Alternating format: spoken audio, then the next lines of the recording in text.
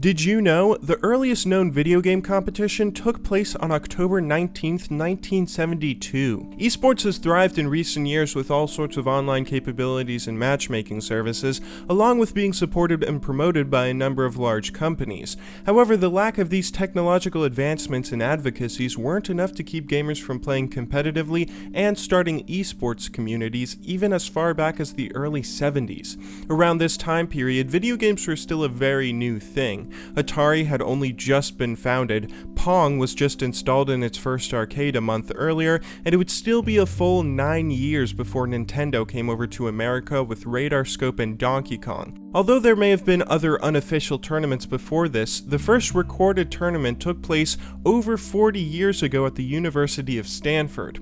Computer science students walking the grounds would come across flyers reading, "The first Intergalactic Space War Olympics will be held here Wednesday the 19th of October, 2000 hours. First prize will be a year's subscription to Rolling Stone magazine. The gala event will be reported by Rolling Stone sports reporter Stuart Brand and photographed by Annie Leibovitz. Free beer." The game being played was Space War, one of the earliest known multiplayer games in existence.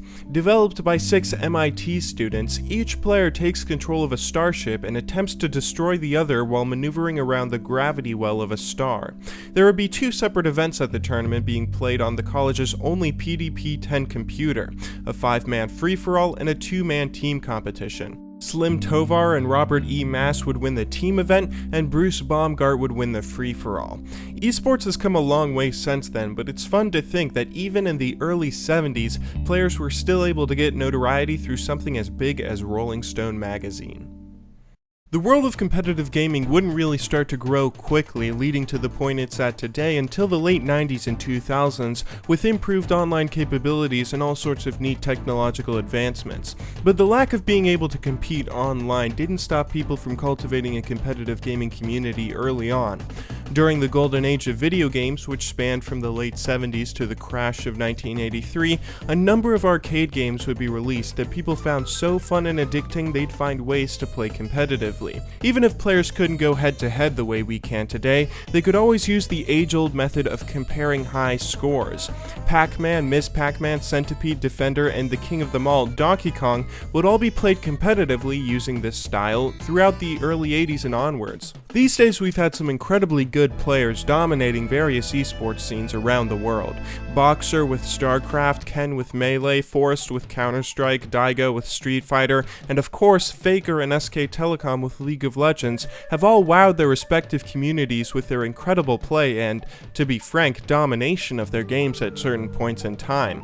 But the earliest dominant competitive gamer would have to be Billy Mitchell, who held and still holds a number of records as a classic arcade gamer. Being one of the focuses and sort of the antagonist in the King of Kong documentary, one of his earliest achievements would be getting a high score on Donkey Kong that would be unbroken for a number of decades. Now quickly to put things in perspective for you, back in the early 80s, you were considered an incredibly good Donkey Kong player if you could get 200,000 points or more in a game. During an event with Life magazine, Billy Mitchell would get over 800,000 with his first Life and found out the game ends on the 20-second screen. Players like him helped spearhead one of the earliest competitive gaming scenes around. Along with his Donkey Kong dominance, Billy Mitchell would also start one of the first international rivalries when he raced and eventually ended up beating Canadian Pac-Man player Rick Fothergill as they competed to see who'd get the first perfect game of Pac-Man.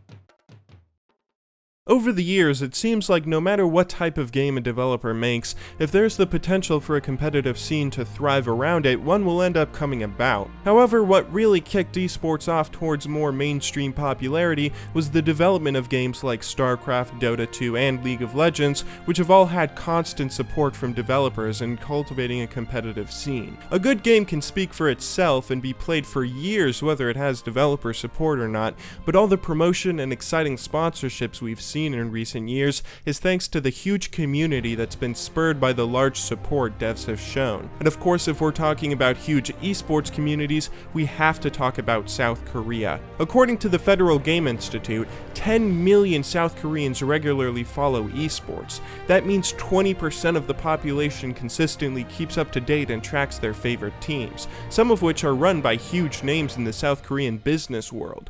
Samsung, South Korea's largest business, sponsors a number of StarCraft players and 2 League of Legends teams. Jin Air, a subsidiary of Korean Air, the largest airline in the country, sponsors a number of teams and players, as does the SK Group, CJ Group, and KT Corporation, which are some of the largest conglomerates in the country.